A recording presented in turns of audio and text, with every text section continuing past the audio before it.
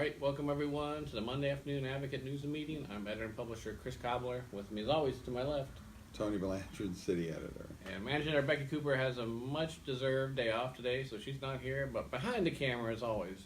Typo the Advocate. Yeah, he's back there. Hi, Typo. Thomas Martinez, digital editor. Typo's next to Thomas, so let us know what you think of the stories we're working on, any suggestions you have for stories we should be working on. That's why we come on every weekday to hear from you. Hear from you. Let me pull up the screen so I can see what you're saying. I'll type in hello, and you type in hello, and that's how the game is played. You type in hello and whatever else is on your mind.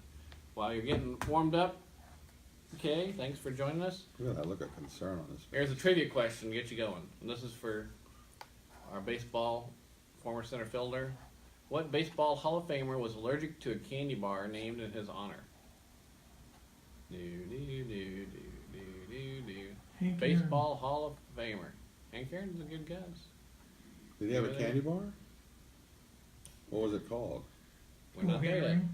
I didn't say it was. He did. Oh, Henry. But I didn't say that was the answer. I said it's a good guess. I'm not giving out the answer yet. You got an answer? You're not much of a baseball fan, so. I'm not much of baseball. A candy bar's named after. We already talked the other day about how it's not Babe Ruth. Right. Because it's not, the Babe Ruth bar was not named after him. Named after Woodrow Wilson's baby, right? Grover Cleveland. Grover Cleveland's baby. Grover Cleveland. But, all right. Let's get to the news while waiting for people to think about that Hall of Famer who was allergic. We have a story, oops, I jumped down to sports. Story on news about, kind of a fun story about UFOs and drones and how to tell the difference. Well, here's my tip. It's probably a drone. But apparently he says that there are kits to disguise your drone to look like a UFO with lights and everything. So that you'll say, oh, it's not a drone, it's a UFO. So at and night, you won't report it. So at night, yeah, it can it look like mess with people's minds. I know. Well, then in other news, we got two constable stories going on. Hey, Pat, how are you? Thanks for joining us. One, Calhoun County, they've got a constable problem, constable who is ill, and they're trying to decide what to do there with a constable. And up here in Victoria County, the county commissioners talked about Jesse Garza and the issue that he has got the criminal case against him and what the commissioners do about that. And of course, the explanation for all this is in Texas county politics. If you're anybody elected, you're really not responsible to anybody else once you're elected. If your constable's elected, county commissioner's elected, a sheriff's elected, so if they commit some kind of crime or some other kind of violation, it's really only the voters who can do anything about it. That bothers people to say, well, why can this constable hasn't been working for a year, basically, continue to pick up a paycheck? So how to resolve that is the question of today's story. Kira goes into it. Yeah. She explained it to us at least. Yeah. So then let's see, and we have our youth schools page tomorrow. Amber Education Reporter is writing about 3 Victoria County students who won $10,000 scholarships each at the San Antonio Livestock Show. That's still coming together. Shootout event. She has all the reporting that she needs to write it. Oh, cutting it close. And all our other regular education items. And in sports, got Mike's column on Bay City's Dylan Davidson. He was at a track meet in Calhoun. We have a story on Refugio Weimar baseball. Not sure who's covering that one. Mike probably is. Okay. And we got the Texas Baylor basketball game tonight. The Longhorns have been fading fast. Baylor is still on the hunt for the conference championship, but Kansas got dealt a serious blow. I was going to ask you about that blow. Was the final one or not? Probably is. We play Kansas State tonight, and if we can beat Kansas State at home, we'll be a game back, but a game back with 2 to play, I believe. Well, yeah, so 9-5 would be 10-5. No, with 3 to play. with 3 to play. I think So that's right. The title's So- out of their reach. Well, no, I'm saying Kansas State would have to lose again in the last 3 games to get, and KU would have to win out. So, KU look Saturday. There's no guarantee they're going to win out, but they have a good chance of beating Kansas State at home, just because they tend to win at home and tend to lose on the road this year. And the schedule the rest of the way for Kansas isn't too hard, but the only team on Kansas State's schedule looks like could challenge them is probably Baylor, and I think they got Baylor at home. So, but yeah, rough game. We got high school basketball pairings closer to home coming out. And let's see, on the State Digest, there are a couple items that were of interest. One, about a federal judge in Austin ruling that a male-only draft is unconstitutional. Interesting legal argument. Not that there's any talk about anybody bringing about a draft anytime soon, since it went away in 1974. Was that the last time anybody was drafted? I think about then. Remember that? All I know is it's still going on when I was like 14, so I was getting a little nervous. Then more follow-up on the plane crash out of Houston. Anything big on the national or international scene to talk about? Hey, Don just joined us. How are you, Don? No, the top of the AP is apparently the headline is the big Oscar win by Green Book leaves many frustrated. Frustrated because of its lack of racial sensitivity, or frustrated why? Yeah, it prompted a noted guest in the audience who had just won his first competitive Oscar to try to storm out of the night's big coronation. Who was that? Spike Lee. Oh, Spike Lee He didn't like it. vocal disapproval of the segregation era road trip drama was based on an earlier indication that Green Book will remain a polarizing choice, especially for its depiction of race relations and its sentimentalized approach. It emerged victorious on the night against Lee's own confrontational Black Klansman and the Afro-futuristic blockbuster Black Panther. Well, Black Klansman was a lot better movie in my book. The racial debate is an interesting one to have about Green Book, and I've read a few articles about that. And that. Can you summarize it for me? Because I have not seen the movie or. The Green Book. The argument against Green Book is that it is this sentimental journey down the old racial South, as if there's not really bad stuff that went on there during that time. It's more like, and it's also told through the eyes of the white driver. So rather than through the eyes of the talented composer who was being driven, it's sort of like a 25-year later driving Miss Daisy kind of thing. So except reverse, but. So the argument against, I don't know if I'm summarizing it very well, is that it's all about, the white guy saving the black guy, and a really glossed over version of, how rough it was. Although I've seen the movie, and it does, certainly get into. Lee's quote is, "Many of us in the black community would like to see greater recognition for movies about the black experience and not just for movies that make the black experience comfortable for white audiences." There, that's it. He summarized it better. That's his objection is, that it makes the black experience comfortable for white audiences. So it made it comfortable to watch the white guy kind of become more enlightened and help out the black guy, and that's the criticism of it. Black Klansman, if you haven't seen that movie, though, it's really good. I haven't seen it. You haven't seen it? It was the best movie last year to me. I also related to it because it was set in Colorado Springs just a few years before I went there to work as a police reporter. So it was really a blast down the past for me, because it looked a lot like Colorado Springs at that time, and it was filmed in Colorado Springs, a lot of it. And they quote an LA Times movie critic, that had said that Green Book was an embarrassment, and the film industry's unquestioning embrace of it is another. He declared it insultingly glib and hucksterish, a self-satisfied crook masquerading as an old. A lot of people liked the movie a lot. Viggo Mortensen's always good, I think, and he was very good in it. And the actor who won Best Actor, whose name I can't pronounce, he was very good in it. And he won back-to-back Oscars. He won for Moonlight last year, and he won this year, Best Supporting Actor. Uh, Although I noticed in his speech, he seemed aware of all this criticism, and he seemed a little uncomfortable in his speech. Mahershala Ali, Marshala Ali, yeah, that's it. Yeah, and who won a Best Supporting Actor trophy on Sunday, told the Associated Press in November that the film is a portrait of race in America, unlike one by Jenkins or Ama Asante. I don't know, and he mentioned another author here, but he believed the film's uplifting approach has value.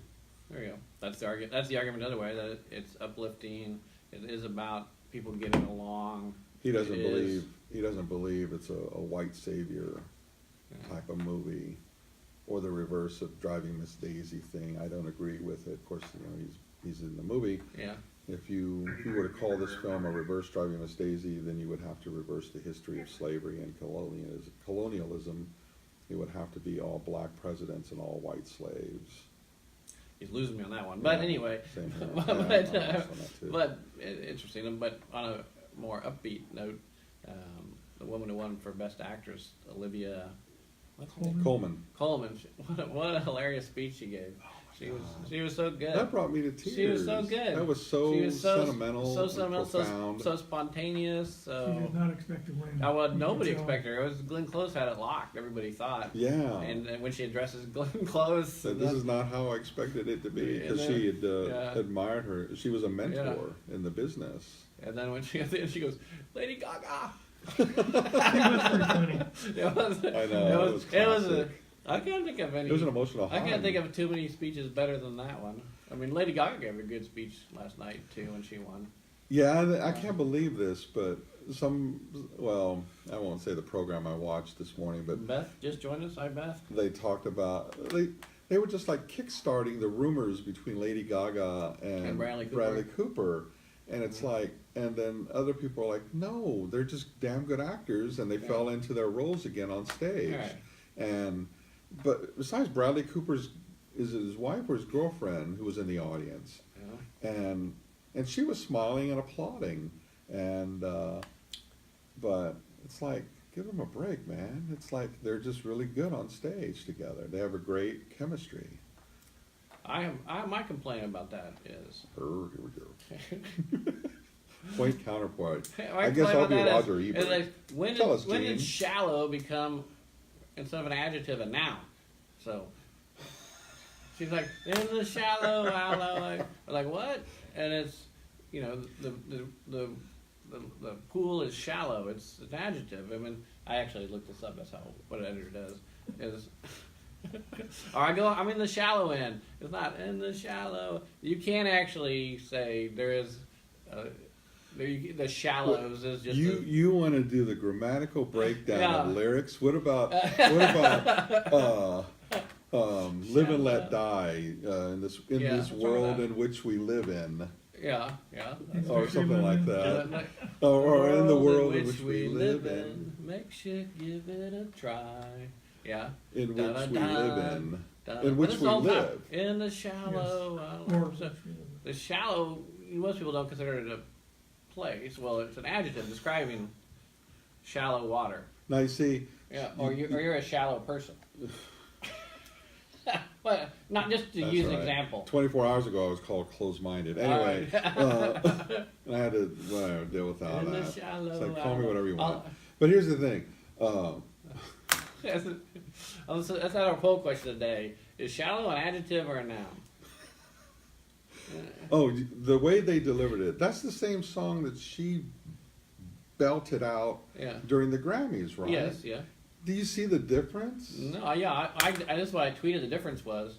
I said, I'm pretty sure I could sing a duet with Lady Gaga, and she's so talented, she'd make me look good. Yeah. I just go, in the shallow, and then I go, and I look at her lovingly, and I would look like, wow, he's really talented. I have to be as good looking as Bradley Cooper. But what I'm saying is when she did her own solo thing at the Grammys, I'm like, that is not the same song. Right? Didn't you hear the stylistic difference? I heard the difference, and she was good in both. I hate to tell you, good in both. She's really talented, but Yeah, she gave that's a very not the nice. de- that's not the She gave a very good debate. acceptance speech, even though everyone expected her to win. That is, She was all emotional about. You're like, come on, lady. you're changing You knew the you're gonna win. the dynamics of the question, but that's okay. I started with shallow, actually, the adjective and the noun. That's And what I just started said that the way they presented it last night was a lot better than the way Gaga sang it with. All right. by herself at the Grammys. Huh. Sorry, Lady Well, Gaga. Whenever Bradley Cooper was singing, it was not as good as when Lady Gaga was. And yes, yes, I would go see her. I would go see her. Yeah. I wouldn't pay So the would high I. price tickets, but I Well, would that's the probably be in problem. the nosebleed seats. But I'd go listen to her. And I'm sure she puts on an amazing hell of a show. I'm sure of that, but concerts aren't cheap these days. Yeah. That's for sure. Not that you got to catch people on their way up. Should have gotten to see her 10 years ago or something. Maybe you would have been able to afford it, but she wouldn't have been singing. Poker Face No, or no, that. Poker Face or any of that. No. Oh, it's raining. Here's the weather. We'll switch to the weather. It's a light rain in downtown Victoria, and it's pretty chilly out. It's only about 60. That's it. Forecast for the rest of the week is much the same. No, it's going to get warmer for a few days, and then it's going to get cooler. There's a full service broadcast here. It'll be we light. We done entertainment, we've done the weather, we've done sports. It'll be light, and Done eventually news. it'll be dark, Yeah. and then it'll be light again in about another. The forecast for tonight is dark, Dark. with widely scattered light in the early morning. All right. Now we'll answer your trivia question too, because I don't think, unless you had any other national or international news to talk about. That was just the Oscars is all anybody's talking about. A lot of people didn't watch it at all. So. The no Oh, host. what'd you think? You Yeah, like what'd you a think no of host? that? What'd you think of that? You I like thought the, it was you like the rudderless. Oscars? Let's ask a question. Did you like the Oscars There you go. with a host? Which way do you prefer the Oscars? I think You it guys needed a think that- host. A with a host? It was It rudderless. was, yeah. Do you think it was like, to me, the speeches seemed very long last night, Yeah, they did. especially towards the end there. Yeah. Because usually they start playing music or try to shush them off the stage somehow. Well, Spike Lee went on in his I guess political I'm- comments. And I'm all for cutting out more of those awards that don't need to be on TV. There's a lot of them that like don't. cinematography, Well, I would keep that one, but there are a lot of others like just move along. sound mixing. Just move What's the along. difference between sound editing and sound mixing? I don't know. And neither one needs to be shown during the broadcast. Ouch. Because I would keep it at 3 hours, but have a host who does a routine. Like Billy Crystal was a great host. I know. I thought Yeah. there would be a surprise host, or at least a surprise opening host. You know, Oh no. Well, Tina Fey and Maya Rudolph and they did pretty good. they were pretty funny. They were pretty funny, but it was short. But they did end at 10:15, so it wasn't too long. They still went over. Yeah, I've seen Roma too. I wasn't in I love with haven't it. seen it. It's on Netflix. My friend said that for the first 20 minutes they talk about dog poop. Is that right? Yeah, I mean it's slow and artsy, which is why I'm sure the director wanted. It's very artsy, black and white. You know, one of those. Well, my friend Bob movies. stopped watching it. He said, "I'm not watching this anymore. They're just talking about dog poop." Yeah, it's slow. Let me tell you, it's one of those movies too. You watch it and you keep thinking, okay, something's gonna happen. Okay. Does it? Toward the end a little bit, but I was like asleep by then. I tried to get him to see The Wife, but he said The Wife wasn't streaming Oh, on Netflix. It was good. Yeah, yeah. good. It I was saw very it. I saw it. Yeah, it was good. All right, but a trivia question: what baseball Hall of Famer was allergic to a candy bar His own named in his candy. honor? And Hank Aaron is a very good guess, but the answer is Ken Griffey Jr. The Ken Griffey Jr. bar was created in 1989 and was produced for a limited time. Very limited, because nobody's heard of I've the never heard Ken of it. Griffey Jr. bar, and neither have I. Unfortunately, Griffey is allergic to chocolate along with grass and peanuts. So, Oh, since grass he's clippings. allergic to grass, you don't have to worry about testing them then. I was gonna say, No, not that kind of grass. All right.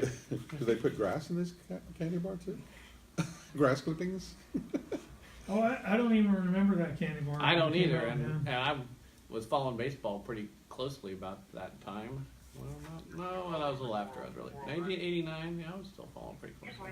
That's when I started in this business. All right. I started working for you then. That's when I first met Paula. All right. Well, I didn't know about the Ken Griffey Jr. bar. I had other things on my mind. All right. But So did I. I like If- getting to work. yeah, if you have any news Starting a tips, new job. want to talk about any of these stories we got going on, want to talk about the police scanner in the background, give Tony a call here in the newsroom at 574-1222. Peace out.